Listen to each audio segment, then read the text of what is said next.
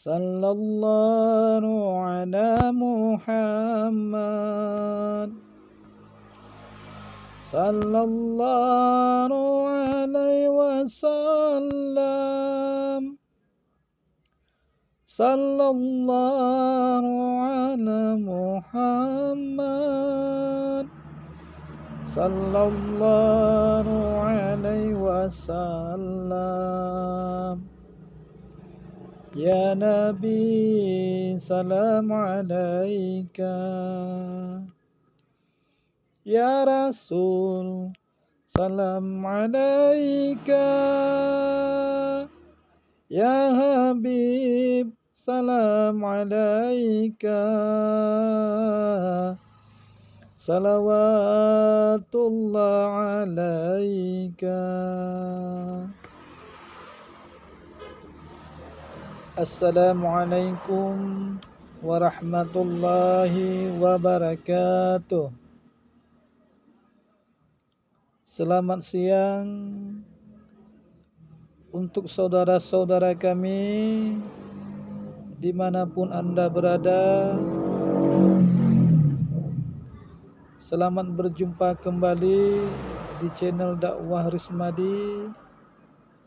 InsyaAllah pada siang hari ini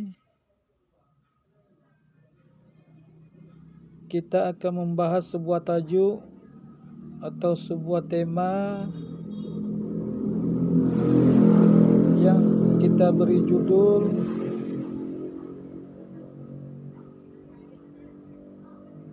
kontroversi yang terjadi kepada manusia. Kontroversi ini adalah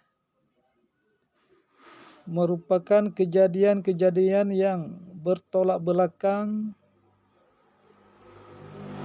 dengan apa yang diharapkan atau dengan apa yang menjadi sebuah tujuan hidup manusia di atas permukaan bumi ini. Ini sering terjadi, bahkan ini berkali-kali berulang-ulang dimanapun manusia itu berada, dan seolah-olah sudah menjadi dinamika di dalam kehidupan kita sehari-hari sebagai manusia yang mempercayai adanya Tuhan dan mempercayai adanya balasan-balasan dari Allah Subhanahu wa taala, baik itu balasan berbentuk pahala ataupun balasan berbentuk ancaman siksa. Kalau kita lihat dan perhatikan di dalam kehidupan kita sehari-hari, kita akan menjumpai keadaan-keadaan kita manusia ini dalam beberapa hal, yaitu berupa harapan-harapan kepada Allah Subhanahu wa taala untuk kita diampuninya, untuk kita dirahmatinya, untuk kita diberikan pahala yang sebesar-besarnya dan yang seindah-indahnya, akan tetapi bertolak belakang dengan tingkah laku pola kita yang kita lakukan. Nah, ini penting sekali kita ketahui karena merupakan tolok ukur yang menjadi barometer kepada kita agar kita sadar dan mengerti bagaimana konsekuensi ataupun tanggungjawab atas tindakan-tindakan kita di atas permukaan dunia ini. Yang pertama, kita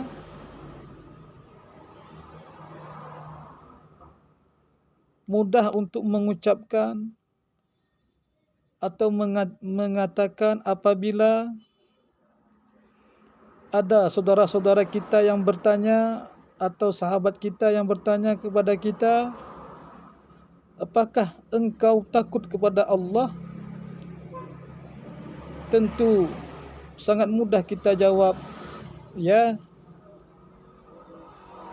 saya takut kepada Allah Subhanahu wa taala. Tetapi yang anehnya, ketika kita mengucapkan takut kepada Allah, terjadi kontroversi, yaitu kita masih maksiat kepada Allah Subhanahu wa taala. Jadi ucapan-ucapan yang seperti ini atau perkataan seperti ini adalah perkataan yang tidak benar. Lain di mulut, lain daripada kenyataan. Ini merupakan suatu kebodohan, suatu kedunguan, dan sikap yang lalai di sisi Allah Subhanahu wa taala. Kemudian yang kedua, apabila kita ditanya ataupun siapa saja di antara kita ini sebagai hamba Allah dan umat-umat Nabi Muhammad sallallahu alaihi wasallam, kita selalu mengharapkan rahmat Allah, mengharapkan kasih sayang Allah. Tetapi yang terjadi adalah tidak mau beramal. Bagaimana mungkin rahmat Allah akan turun kepada seseorang itu tidak disertai dengan amal? Nah, ini sangatlah tidak mungkin. Seperti pepatah mengatakan,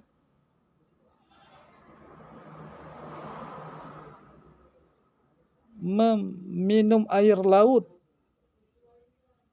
tidak henti-hentinya, akan tetapi dahaga pun tidak pernah berakhir. Nah, ini adalah perkataan-perkataan ataupun kelakuan-kelakuan yang jauh panggang daripada api. Ini tidak boleh kita lakukan. Sehingga apabila kita membutuhkan rahmat Allah, mengharapkan rahmat Allah Subhanahu wa taala, tentunya kita harus beramal. Baik itu amalan yang berbentuk yang wajib maupun yang berbentuk sunat.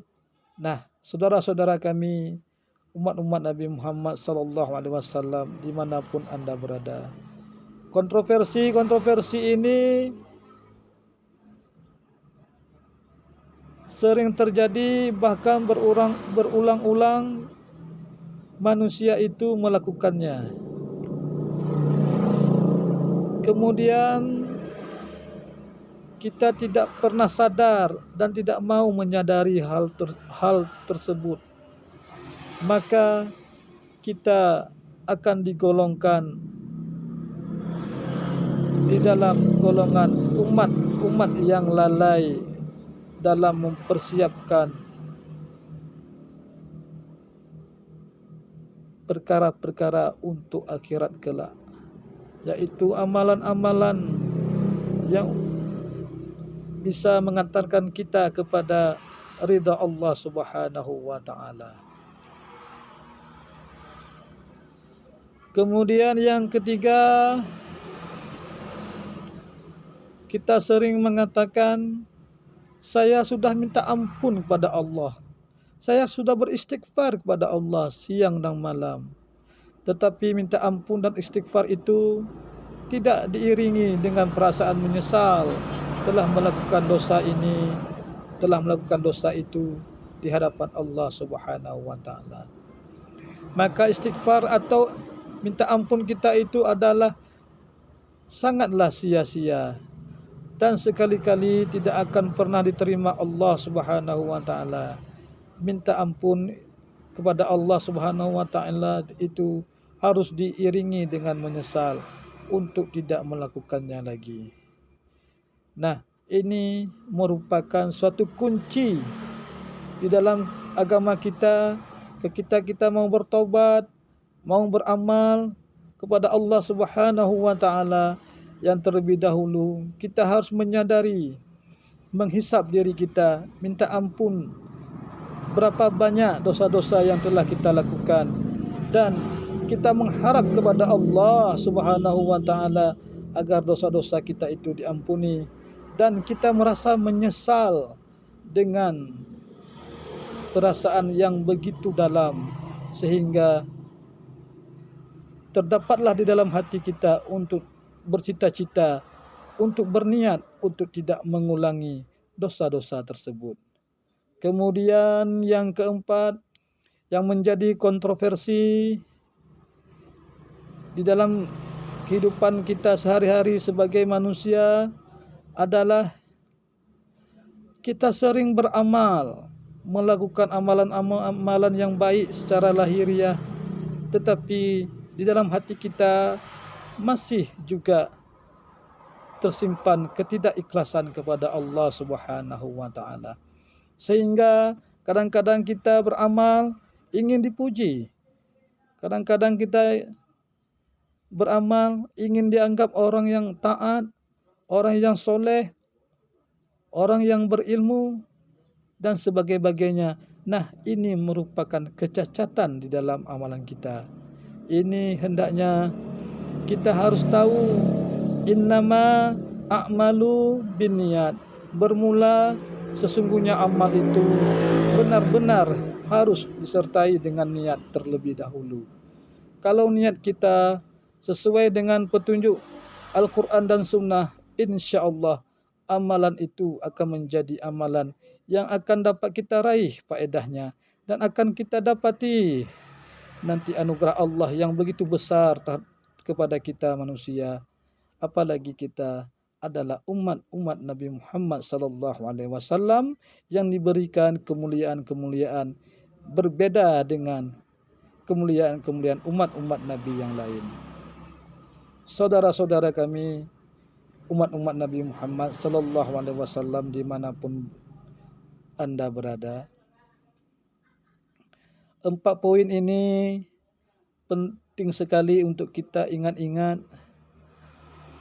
karena terjadinya kontroversi ini adalah merupakan kelalaian kita, merupakan kebodohan kita, merupakan kealpaan kita yang kadang-kadang kita tidak sadar, kadang-kadang kita tidak mau menyadarinya. Nah, ini penting sekali. Maka oleh sebab itu, kalau kita beramal, baik itu amalan yang wajib atau amalan yang sunnah, mau amalan yang besar atau mau amalan yang kecil, yang seindah-indahnya, yang sewajar-wajarnya kita haruslah berguru. Karena guru adalah pintu untuk mendekatkan diri kepada Allah Subhanahu wa taala. Apabila kita tidak berguru, hanya meniru-niru, sungguh kita akan jauh daripada kebenaran. Walaupun seolah-olah yang kita amalkan, yang kita lakukan itu kebenaran. Mungkin hanya ini yang dapat kami sampaikan. Apabila ada kebenaran di dalamnya, itu merupakan kebenaran Allah dan Rasulnya. Dan apabila di sana ada kecacatan dalam perkataan kami ini, ada kata-kata kami yang silaf, yang salah, tentu saja itu merupakan dari kebodohan dan kealpaan kami. Kami akhiri, wassalamualaikum warahmatullahi wabarakatuh. Di sini juga kami meminta bantuannya untuk selalu men-like, share dan men-subscribe channel kami ini agar channel kami ini tetap dapat bertahan dengan semestinya. Salatullah